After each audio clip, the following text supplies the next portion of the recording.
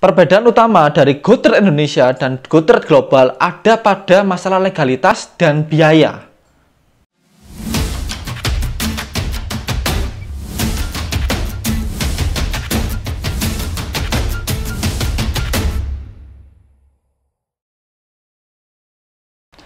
Halo sobat investor, jumpa lagi dengan Rizky di sini. Kali ini kita akan bahas yang lagi ramai, yaitu tentang seputar platform investasi saham luar negeri. Apalagi kalau bukan GoTrade. Jadi awalnya, GoTrade ini hanya ada di global, hanya ada di luar negeri. Yang artinya, hanya memiliki izin resmi dari luar negeri. Yang ini sempat diperiksa dan dinyatakan ilegal oleh SWI atau Satgas Waspada Investasi pada waktu itu. Namun, pada kuartal 1 2022, investor dihebohkan oleh kemunculan yaitu GoTrade versi Indonesia. Dan ini sudah resmi oleh pemerintah Indonesia. Oke, dari sini kita akan bahas masalah perbedaan GoTrade Global dan GoTrade versi Indonesia. Jadi teman-teman, POV-nya adalah yang pertama masalah legalitas, kemudian masalah deposit, withdraw, full report, dan paid feature. GoTrade Global memiliki merek dagang dari TR8 Sekuritas yang bernaung di bawah Labuan Financial Service and Security X. Ini adalah OJK-nya Indonesia. Untuk izin usaha, mereka di bawah Alpaka Sekuritas. Dan mereka memiliki member resmi dari FINRA dan SIPC. FINRA adalah organisasi non-pemerintah yang menegakkan aturan pialang saham di Amerika. Kalau di Indonesia namanya Bapeti. Sedangkan SIPC itu adalah suatu lembaga yang melindungi investor di Amerika. Kalau di Indonesia ada namanya SIVC, Securities Investor Protection Fund. Sedangkan kalau di Indonesia itu dinaungi oleh PT Valburi Asia Future, sebuah pialang berjangka yang diawasi oleh Bapeti.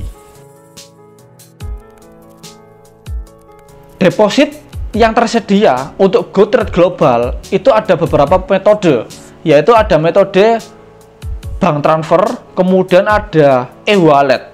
Untuk bank transfer, ini kita bisa mengisi atau mendeposit terserah jumlahnya berapa dan masuknya secara instan. Sedangkan kalau ada virtual account, ada BNI, Mandiri, dan BRI, ini juga semuanya instan. Terkait untuk e-wallet seperti Dana, ini terkena 3% fee-nya. Oke, itu untuk GoTrade Global ya. Sedangkan kalau GoTrade Indonesia, itu depositnya kita coba buka ya. Ada 3 metode, yaitu ada BCA, Mandiri, dan BRI. Semuanya ada delay waktunya sekitar 3 harian. Kalau misalkan kita deposit hari Senin, maka masuknya adalah di hari Selasa, Rabu, Kamis. Masuknya di hari Kamis. Jadi tidak instan teman-teman. Karena memang ada beberapa step yang dilalui dan regulasinya oleh pemerintah Indonesia. Lalu untuk withdraw teman-teman, baik GoTrade Global, untuk GoTrade Global sendiri, withdrawnya ini kita bisa ada 2 cara, yaitu via Rapid terkena fee $2 dan via Alpaka terkena $12. Itu untuk GoTrade Global. Sedangkan untuk GoTrade Indonesia, kita coba buka Indonesia. Oke, ini fee-nya kosong teman-teman. Jadi tanpa ada fee.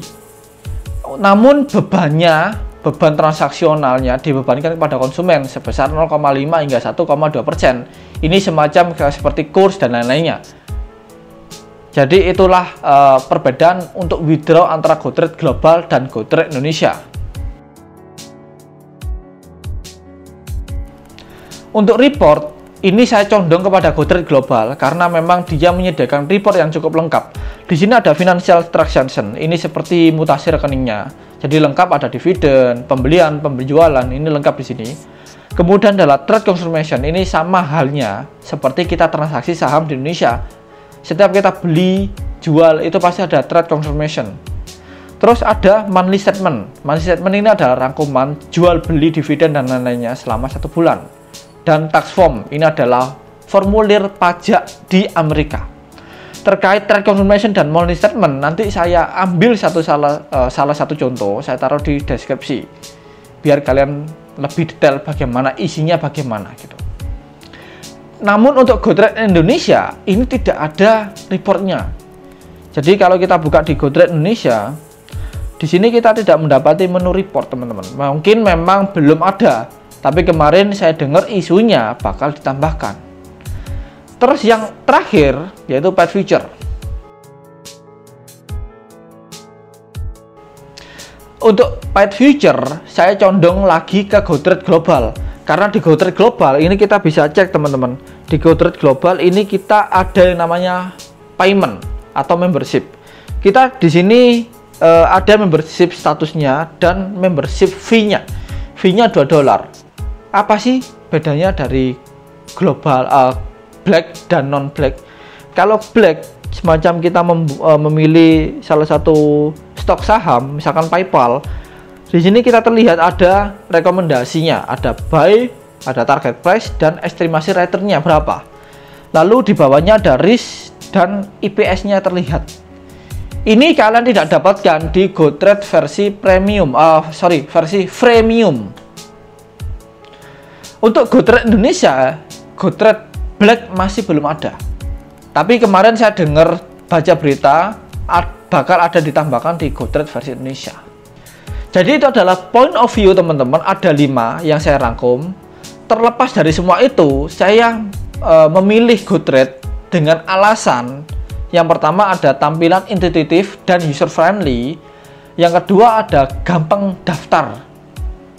Kemudian yang ketiga ada mulai dari $1 itu sudah bisa investasi. Kemudian yang keempat ada fractional trade atau istilahnya itu tanpa minimum lot. Yang berikutnya tanpa fee buy dan sell.